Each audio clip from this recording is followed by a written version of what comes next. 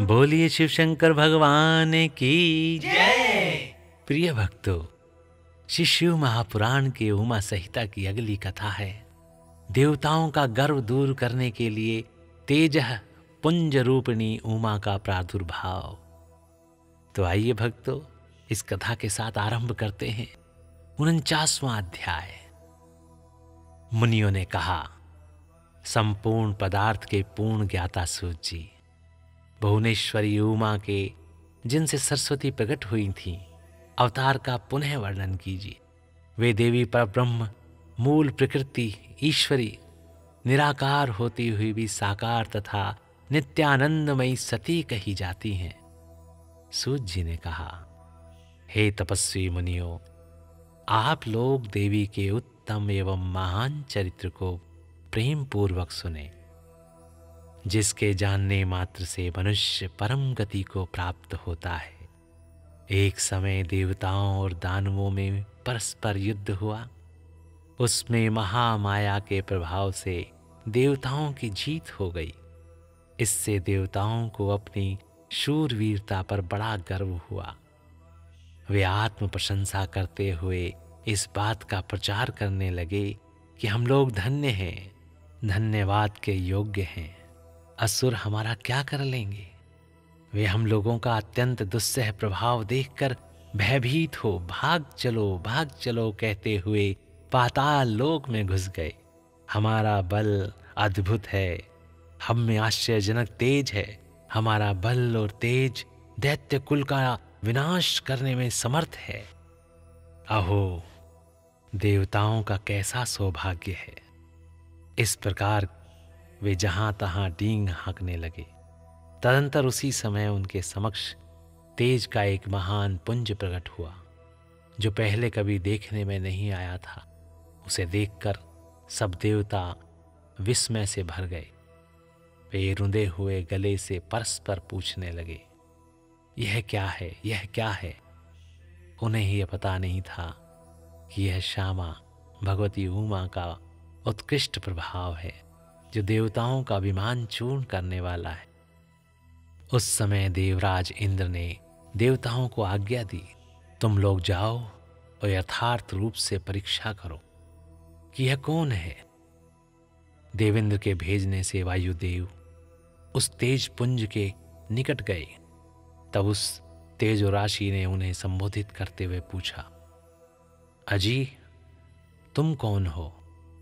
उस महान तेज के इस प्रकार पूछने पर वायु देवता अभिमान पूर्वक बोले, मैं वायु हूं, संपूर्ण जगत का प्राण हूं।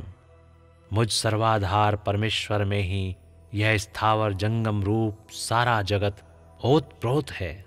मैं ही समस्त विश्व का संचालन करता हूं। तब उस महातेज ने कहा, वायु, यदि तुम जगत के संचालन में समर्थ हो तो यह तृण रखा हुआ है, इसे अपनी इच्छा के अनुसार चलाओ तो सही। तब वायु देवता ने सभी उपाय करके अपनी सारी शक्ति लगा दी, परंतु वह तिनका अपने स्थान से तिल भर भी न हटा। इससे वायुदेव लज्जित हो गए। वे चुप हो इंद्र की सभा में लौट गए और अपनी पराजय के साथ वहां का सारा वृतांत उन्होंने सुनाया। वे बोले, देवेंद्र, हम सब लोग झूठे ही अपने में सर्वेश्वर होने का अभिमान रखते हैं, क्योंकि किसी छोटी सी वस्तु का भी हम कुछ नहीं कर सकते। तब इंद्र ने बारी बारी से समस्त देवताओं को भेजा। जब वे उसे जानने में समर्थ न हो सके, तब इंद्र स्वयं गए। इंद्र को आता देख वे अत्यंत दुस्सह तेज तत्काल दृश्य हो गए।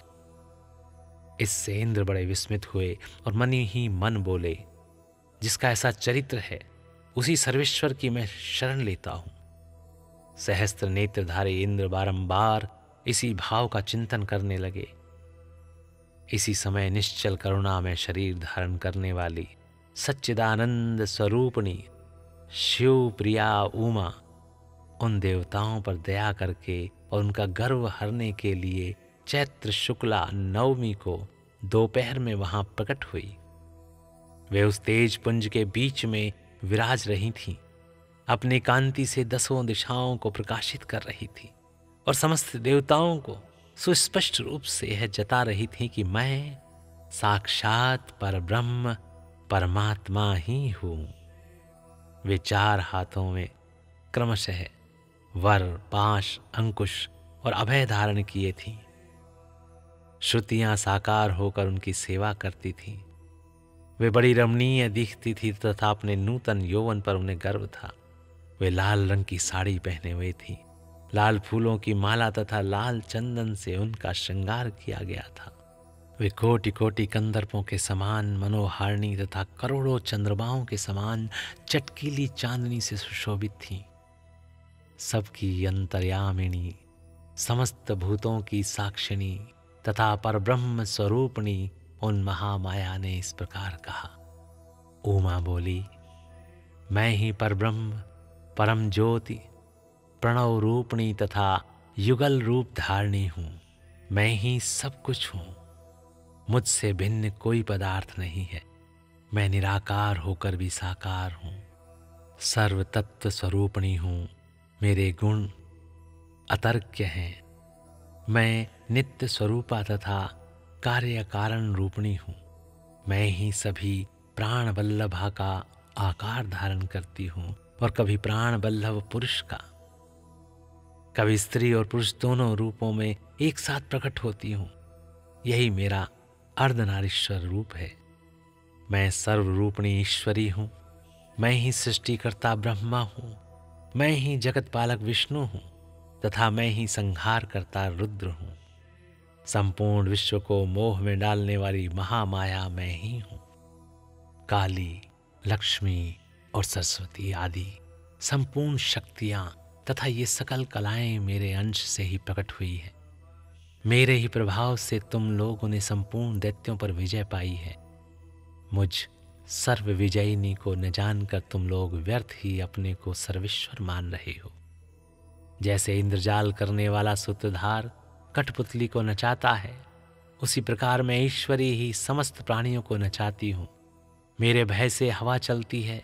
मेरे भय से ही अग्निदेव सबको जलाते हैं तथा मेरा भय मानकर ही लोकपालगण निरंतर अपने अपने कर्मों में लगे रहते हैं। मैं सर्वथा स्वतंत्र हूँ और अपनी लीला से ही कभी देव समुदाय को विजयी बनाती हूँ तथा कभी दैत्यों को। माया से परे जिस अविनाशी परात्पर धाम का श्रुतियाँ वर्णन करती हैं, वह मेरा ही रूप है। सगुण और निर्गुण ये मेरे 2 प्रकार के रूप माने गए हैं। इनमें से प्रथम तो माया युक्त है और दूसरा माया रहित। देवताओं, ऐसा जानकर गर्व छोड़ो और मुझ सनातनी प्रकृति की प्रेम पूर्वक आराधना करो। उमावाच परम ब्रह्म परम ज्योति प्रणव द्वंद्व रूपिणी अहमेवास्मि सकलम मदन्यो नास्ति कश्चन निराकारापि साकारा सर्वतत्त्वस्वरूपिणी अप्रत्यक्ष गुणा नित्या कार्ये कारण रूपिणी कदाचिद् हिताकारा कदाचित् पुरुषाकृतिः कदाचिदुभयाकारा सर्वाकाराहमीश्वरी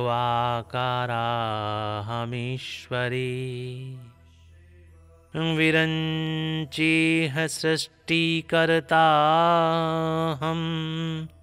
जगन्माताहं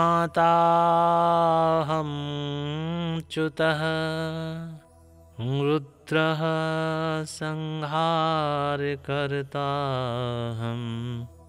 सर्वविश्वविमोहिनी कालिका कमलावाणी मुखाः सर्वा हि शक्तयः मदंशाः देव संजातास्त थेमाः सकलाः कलाः मत्प्रभावाज्जिताः सर्वे युष्माभिर्दितिनन्दनाः तां विज्ञाय मां यूयं वृथा सर्वेशमानिनः